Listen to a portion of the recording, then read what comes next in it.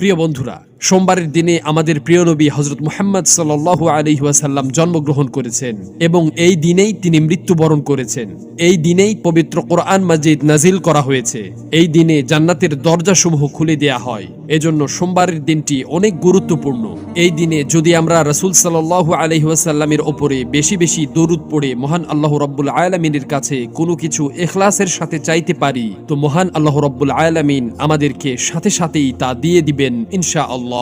আজকে আমি আপনাদের জন্য যে আমলটি নিয়ে হাজির হয়েছি, বুজুর্গানে দিন এই আমলটি করে সফলতা পেয়েছেন এবং এরপরে তা আমাদের জন্য প্রকাশ করে গেছেন। প্রিয় বন্ধুরা, এখন আমরা এই আমলটি কিভাবে করতে হবে সেই সম্পর্কে জানব।